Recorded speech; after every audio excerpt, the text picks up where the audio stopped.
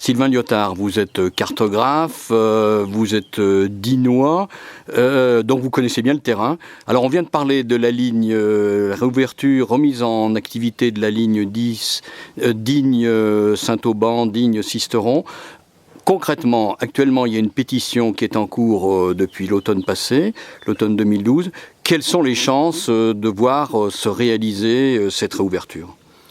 On est dans un contexte qui est quand même plutôt favorable. C'est-à-dire qu'on a une évolution, on l'a vu ces derniers mois, sur le rapport Oxiette, le rapport Bianco, sur la redéfinition du rôle de chacun dans les chemins de fer et la remobilisation vers les lignes classiques plutôt que vers les LGV, qui devrait faciliter normalement la remise en état de certaines voies ferrées ou la modernisation de certaines voies ferrées.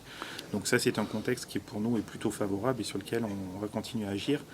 La loi de décentralisation, on a quelques attentes aussi par rapport à ça, concernant l'éventuel transfert du domaine public ferroviaire d'intérêt régional, si les régions en font la demande, de l'État vers les régions, de manière à pouvoir faciliter aussi la réouverture et sortir de l'opérateur national qui actuellement pour nous est plus un blocage que quelqu'un qui est un élément moteur sur ce dossier-là. Alors, d'ici les élections, dans les mois qui viennent, il y a les élections 2014 municipales, 2015 régionales.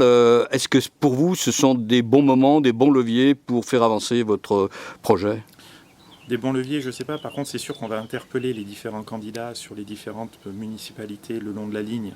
Donc on va les interpeller à partir de cet automne pour les candidats déclarés sur leur motivation par rapport à la réouverture et à la remise en activité de la ligne. Et en fonction de ça, on prendra des positions pour pouvoir aussi communiquer au mieux et les informer des possibilités de cette ligne. Donc la remise en service Digne-Saint-Auban, Digne-Sisteron, c'est pas une arlésienne ? Non, et puis on continuera à se battre.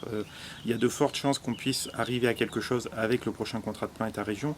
Si ce n'était pas le cas, il y reste d'autres possibilités techniques et financières, et on ne s'arrêtera pas là, c'est une certitude. Donc il y aura une interpellation forte des élus, des pouvoirs locaux, de l'État ? C'est une certitude.